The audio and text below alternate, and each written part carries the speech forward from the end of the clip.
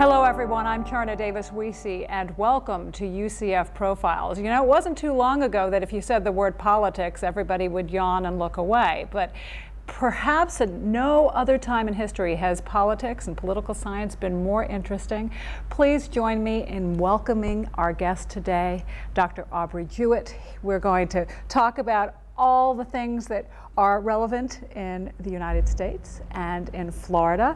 Dr. Jewett is the co-founder of the Lou Frye Institute of Politics and Government at UCF and the Associate Chair of Political Science. Thank you so much for joining us. Oh, it's great to be here. The first thing I want to talk about is, you know, with this political climate and with this year that we have had with the first woman and the first black man, when you think that historically, a generation and a half ago, black people, black men, women, were not even allowed to vote. The change that has happened in really an extraordinarily quick time is amazing to me. It has changed dramatically, and I'll tell you, especially when you get the younger kids, well, they all seem younger every year to me over at UCF. Funny how that happens. But when you get these, 18 and 19-year-olds come in, in their lifetime, they haven't really seen a big change. They're not even aware of it. But when I sort of talk just even about very recent history, go back to the early 1960s when blacks technically had the right to vote, but in many cases, particularly in southern states, really didn't have a real right to vote. It was too difficult, didn't happen. Absolutely. And then if you go back, say, to 1920, when women officially won the constitutional right to vote, but then for many decades it was sort of frowned upon. It was sort of looked at as a woman's, it wasn't a woman's place to vote or really be involved. And things have really changed in the 60s, absolutely, up until today. You talk about young people. In the election for John Kerry, there were rock stars, Bruce Springsteen coming out doing enormous concerts, and the kids came out in droves, and the thought process was, these kids are going to change the election. This is going to be a big deal, but they didn't vote. Well, but now they seem to be coming out and voting. Yeah, and in fact, actually, I'll say that in fact, youth turnout was up a little bit in that Kerry versus Bush election, but the problem for young voters was turnout in the older age groups was up even higher than normal because it was considered to be a very consequential election. It was sort of a referendum on the war in Iraq and everything else. And so young people did turn out at a slightly higher level. It just sort of washed out because all the older and middle-aged folks, they turned out at even higher levels. This time around, I really do think we are going to see a surge in youth turnout, say 30 and under, the 18 to 30 set. I do think that their share of the electorate is going to be higher than we've seen since any time since, say, 1972, 74, 76, basically right after they won the right through a constitutional amendment to vote at the age of 18. And it really was all downhill since then. They just, and lower and lower numbers weren't turning out. But Barack Obama really seems to have energized this youth vote, and I think they're going to turn out in the fall. I really do, at much higher numbers than normal. As a political scientist and also as a professor who deals with young kids all the time, do you think is it the millennial generation that seem to be more involved, have a bigger sense of efficacy, or is it that they're really concerned about their future, or a mixture of both? What do you think it is that's bringing them out?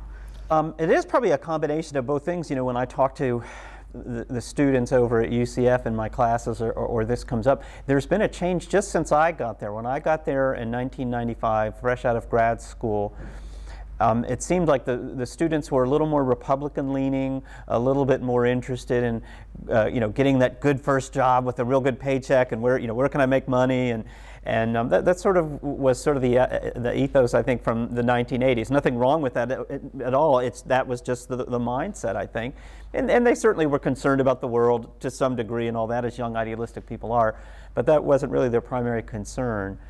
Somehow in the last decade or so that has changed, and in just in the last few years it seems that students are what we might consider more traditional or stereotypically a little more liberal, and they do seem to be more concerned about the world. They do seem to be more interested in service, and when they talk about jobs, well, yeah, certainly they want to make money enough to have a nice car, an iPod, and some other things. But the money's not the only thing, and in fact, probably it's not the primary driver. I mean, they want to get a job where they feel like they're making a difference and doing something that helps the future and helps the country. And it is a difference. I think a difference for the good. I mean, you can make money and still do good. I think that's a great a great lesson, hopefully, that these young people are learning. I wonder if it's our generation of parents. You know, as you were saying that, I'm thinking of my kids when they're two are still pretty little, but one's getting older. I mean, how many times did we teach them about conservation and recycling the bags, which is bad to do now, but right. And maybe that's it. Maybe they were raised to be a little bit more concerned. Maybe it's the message that has gotten out about what we're doing to the world we're leaving for them. Right. I think especially when it comes to the environment, that's absolutely true. You know, the environmental movement really like women's rights and rights for African Americans got its birth in the late 1960s and into the early 1970s. That's when we saw people really start to at least begin to pay attention to the environment. But then it took at least another generation or two for it really just to sort of sink down through all levels. I mean, even starting in preschool and kindergarten, you know, where I have a kid, one in preschool, one in second grade, and you know, they are learning just sort of on a day-to-day basis that the environment's important, and we got to think about things. Don't waste water. Don't have too much trash and things like that. So yeah, I think it is, to some degree, we parents can take a little credit for the change in attitude of these younger people. On the other hand, you know, I'm sure if you ask these younger people, they would say, no, we're just rebelling against our parents' culture in the 80s and conservatism, you know, and there are these waves, so that's probably some of that is true as well. They have to find something to rebel against because Absolutely. They're listening to our music. Well, yeah, that is kind of funny. If you look at some of the styles and clothes, you know, in the 70s, and, you know, the bell bottoms and, you know, different patterns coming back and things. And AC/DC. It's like, yeah, you know, sure. Classic rock is, you know, we'll have to drop the word classic from it soon. It'll just be the young people's rock again. Right. You know, I think about the kids and how it's changed. And this is kind of an anecdote, but we mentioned Bruce Springsteen, and we went to his concert, and a friend of mine told me that she had a girlfriend who in college was just the biggest fan ever, and they were all very liberal. You talk about liberal leading young people. And she was talking to this friend and said, are you going to the concert? And she said, no, he's liberal. And you know, you talk about young people. And I saw something on TV where they had a college correspondent on one of the networks, and she was supposed to feel the pulse of how the young people are feeling. And sure. She interviewed a lot of them, and the end of the piece she basically said, well, this just goes to show you, if this generation is so liberal, perhaps we'll see the next 40 years of liberal leanings. And I'm thinking, wow, that changes. Right. You know, how that changes. What's going to happen? A lot of us were feeling differently before we had families and taxes to pay. Right, and that is the thing, you know, it's the old saw that, you know, nothing is constant but change, and that really is true. You know, you look at the generation that came of age in the 1960s and early 1970s, and the yippies and people, you know, the Chicago 7 who protested and all these things, and you know, then 10, 15 years later, they were stockbrokers on Wall Street, you know, making money and selling out or whatever. I think, you know, for today's young people, a lot of them, again, they're idealistic. They come in and they, you know, they see the world, you know, as they would like it to be, and they're a little bit more libertarian, I think, of sort of live and let live. And they don't really quite get the tax thing that most Floridians that are older, say middle-aged and older, we're still very much an anti-tax or at least a low-tax state. But there's young people, you know, they graduate and eventually, you know, they get married and have jobs and have houses and cars, and they start paying taxes and worry about their own children. And a lot of them will end up being a little more moderate or conservative than they are today. It's almost a guarantee. We talk about this generation, the millennials, and some people suggest that this may be the greatest generation ever because of the information they have and the access to information that other generations didn't, and the sense of service and the sense of goodwill and community that they have. And I wonder how much that access to information is changing politics, is changing the way the world is running. When I was a little girl, before Watergate, the president was untouchable.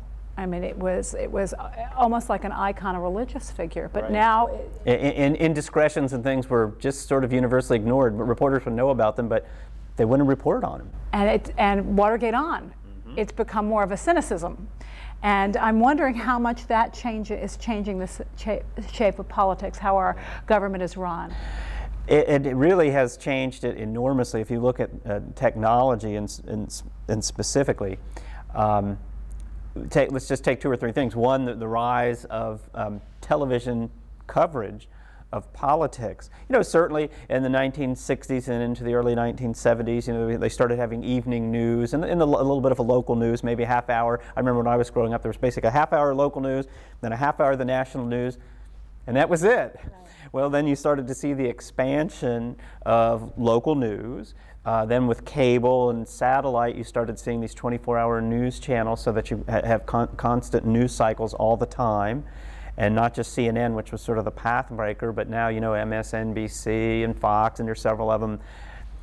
And then the internet, which has changed things dramatically as well, just making, I guess, two things, really. One, making information so much more available just at the click of a mouse to anybody. You can look up almost anything about any candidate or find anything out. And two, I think with the internet especially, it's taken a little bit of power away from corporate media.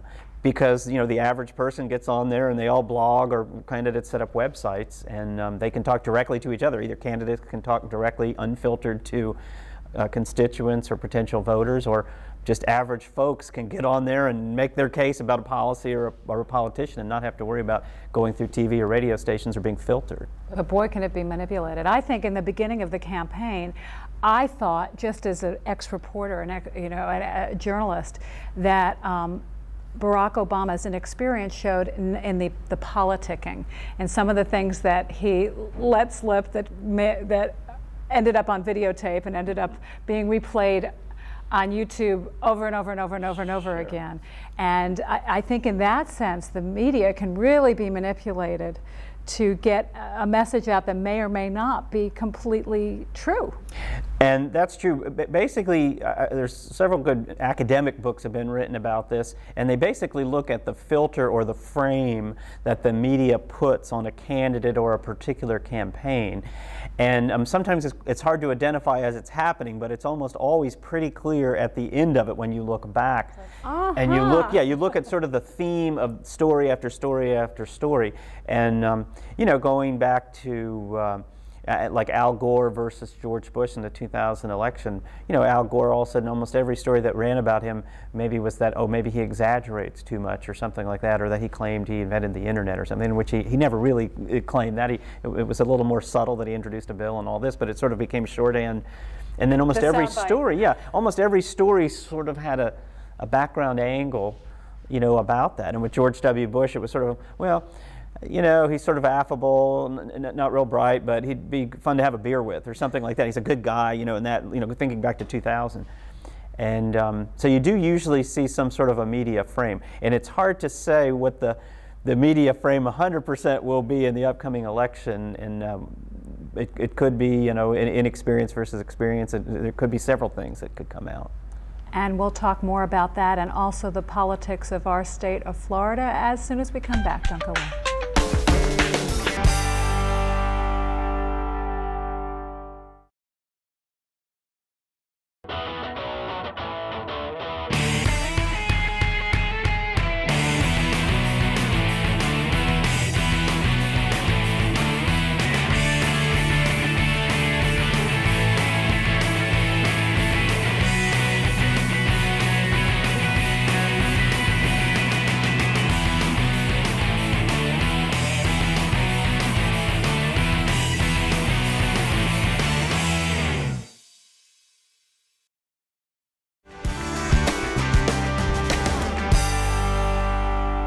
Welcome back. We're talking with Dr. Aubrey Jewett, and we're talking politics. Before we get into the politics of Florida, I wonder what the legacy you think going into the future would be of George Bush. I mean, the worst approval ratings, even then, Nixon during Watergate or Jimmy Carter during the hostage crisis. Or even his father when he didn't get reelected for a second term, and his had dropped precipitously after the Iraq War. When he had such high approval ratings, and Congress's approval ratings are even worse. Right. So what do you think his legacy would be? You know, I read a lot about the president and his presidency, and yet some people say it may be one of the most difficult presidencies in history, maybe almost as difficult as maybe Abraham Lincoln or Harry Truman, who was really reviled by some at that time. Right. So what do you think, looking into your crystal ball? You know, well, I mean, certainly the easy answer would be he'll go down ranked as one of the lowest rated presidents Not the lowest, I'm sure, but it's one of the lower rated presidents. But I think that might be a bit premature, because we certainly have seen in the past presidents are rehabilitated after a few decades go by, and you have a little more time to see how some of the decisions they made played out. I mean, look at Bill Clinton. He went from being fodder for late night comics to, in the beginning, his wife using him. Remember the good old days? And then everybody started to remember. That was the problem. Right, and he, he sort of put his foot in his mouth and that sort of thing. Take Truman is probably the example that I use most often in class. Most of the students today, if they have heard of Harry Truman, they have a pretty good impression of him, that the buck stops here, and he's plain speaking guy right from the middle of the country, and made tough decisions, and helped in World War II, and and the bomb, when Russia developed the nuclear bomb, he had to get tough and developed a containment strategy and all these kinds of things. But they don't realize that when he left office, I mean, his approval ratings were really low. Not quite as low as George Bush's today, but very, very low. And I mean, he's been totally rehabilitated, and now he's, although not usually ranked as like the top president, he's certainly comfortably in the middle by most historians. Or if you just look, somebody like Ronald Reagan, a very consequential president, although from the point of view of a lot of historians and political scientists that tend to be a bit more liberal, when he left office, his rating and reputation, at least among people that are sort of responsible in academics for writing about it, was pretty low as well. But now that 25 years has passed, even many Democratic-leaning or more liberal-leaning academics are writing about how he was really he's going to go down as one of the greatest presidents. He was very consequential, and he came in and helped revive sort of the American spirit and the American economy, and he got tough with the Soviets.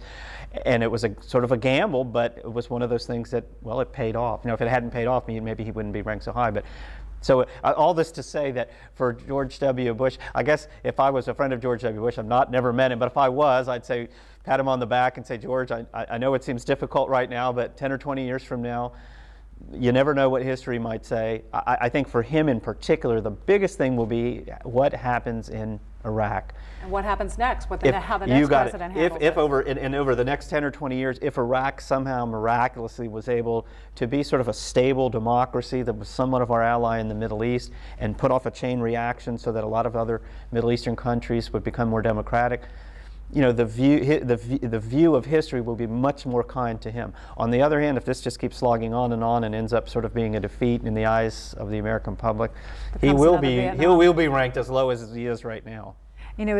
We think about the difficulties of his presidency and the proliferation of media. I was once talking with someone who said if there was 24-hour cable news during World War II, we'd all be speaking German. Well, and that sort of ties into a little bit of the conversation we had earlier about the change in technology with this 24-hour news cycle and the constant coverage. And pictures of war that we never saw You before. got it, and with reporters right up there in the front line bringing it home, it is very difficult to make tough decisions, particularly about war and peace. On the one hand, you can argue that maybe that's a good thing. Maybe we don't go willy-nilly into wars and waste valuable American lives of our wonderful young men and women that are willing to serve. On the other hand, to the degree that it might really stop someone from making a tough choice, but one that maybe is really vital for our national security, that is a little bit worrisome. And again, an old saw of politics, two things you don't want to be watching or making sausage and making laws. Well, when you talk about trying to make public policy, it can be a little ugly. And with this 24-hour news cycle and the access that reporters have and really nothing being off limits anymore for coverage, and even when it's tough to be a politician. Realize I have a lot of sympathy for them. When access is I'm as cynical as the next person. But that in and of itself becomes a negative in the public eye. That access is denied to information. Oh yeah, and I think for the vast majority of the public now, they expect open government. And in fact, Florida specifically, it's in our Constitution, government in the sunshine, going all the way back to, say, Reuben Askew in the 1970s when he helped start the first government in the sunshine laws.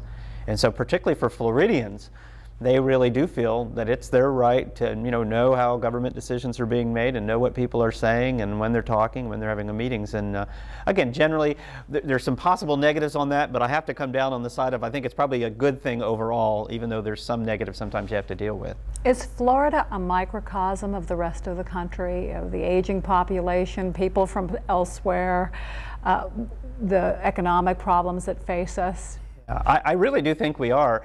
I came out with a book last year I'm a co-author on called Politics in Florida, and we kind of make that argument in chapter 1 with my co-author that Florida really is, in many ways, a microcosm of the United States.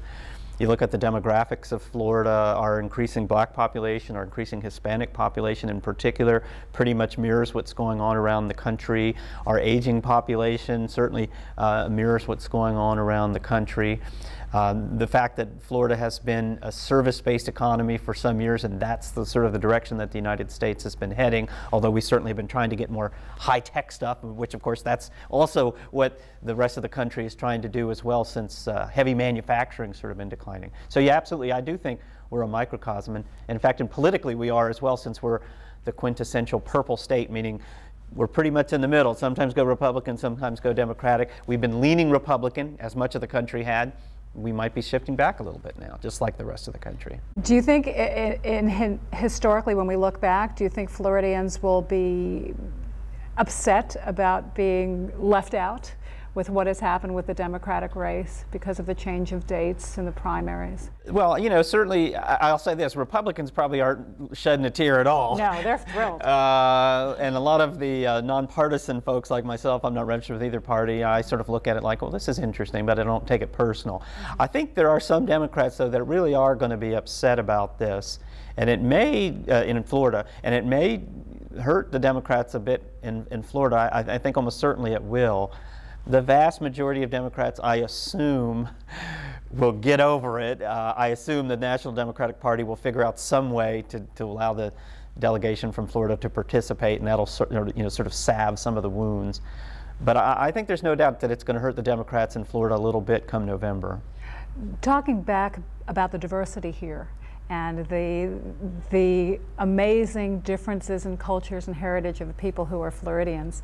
I look at all of the controversy with immigration, and granted, we are a nation of immigrants, but when my grandparents came here, they wanted so to assimilate. My mother would tell me stories of my grandmother trying so hard to lose her accent because she didn't want to be called a greenhorn or a greenie. Yet this group of immigrants, they really want to hold on to their culture, it seems, a lot of them. Do you think that's what's causing part of the problem, or is it also mostly economic? It is really both, I think, for the average American that's been here for a while, at least a few generations. There's two concerns, and the economic one is certainly important, particularly if you're sort of middle class or lower class, and working class, as we used to say, and you feel like you're competing for jobs against illegal immigrants, primarily from Mexico, but from other places as well. And these Mexican immigrants, they work their tails off for the most part for very little money. If you happen to be a business owner or something, that's great, or you own a company or something, and you can take advantage of this, and it's pretty good. But if you're a worker that has to sort of compete, and that tends to depress wages, I mean, yeah, you certainly are concerned about that. But the cultural social side, that's important too, I think. And I think particularly, again, because so many of the illegal immigrants that are coming into the country today are from Mexico, and seem as if they are not taking steps to try to assimilate very quickly, or in many cases, maybe, at least from the view of the average person that's here, not take almost any steps. And instead, society seeming to bend a little to illegal immigrants, a lot more Hispanic television and radio stations, or bilingual ballots and things like that. I'm not saying that's necessarily bad or good, but it is happening, and it does make, it does concern people a little bit. What do you see as the biggest problems facing Florida coming up in the future? Well, right now, of course, we're in just a horrible budget cycle. So the economy, I think, is really the #1 problem in Florida, as it is probably for many of the states across the country. in our state budget, if you look at it, it's really like $5 or $6 billion less than it was just 2 years ago. And it's the first time in about 30-some years where the per child spending on education is actually going to go down. I mean, it's just remarkable, unfortunately. And it's not going to get better too soon, I don't think. Most projections say we're going to have at least one more down year coming up. So I think the economy right now, that's what most Floridians are feeling. And you add to that just the general sense that the economy's not doing well with the high gas prices, the declining housing market. It's a double-edged sword. You know, if you own a house and you're concerned because your house isn't nearly worth what it used to be, and maybe if you lose your job, then you can't make your payments and all that. On the other hand, you know, eventually once it settles down a little bit, housing will be more affordable. So that in the long run, maybe it won't be a horrible thing. But then property taxes that people have been so concerned about, and property insurance as well. So you look at all those pocketbook issues that are just really hammering people right now, and it's tough. So it's the economy, I think, for the next year or so. And there's also a sense of efficacy where the voters voted for a particular property tax relief, yet within, what, 24 hours there were lawsuits filed right. to stop that. I think there's a growing sense of frustration as well. Well, it is, and a thought that you know, property taxes have been a real concern to people, and particularly when the housing prices were skyrocketing. Well, now over the last year to 2 years, when property values have been declining 5, 10, 15, 20%, more than that in some South Florida areas, and yet your property tax bill still seems really high. I mean, it really does make people concerned if you're a property owner anyway. Well, will you promise me you'll come back and we'll discuss it and see how our predictions turned out? Absolutely. I'd love to. That'd be fun. Thank you so much, Dr. Aubrey Jewett. We're so glad you joined us today. Thank you. And thank you for watching. We'll see you next time on UCF Profiles.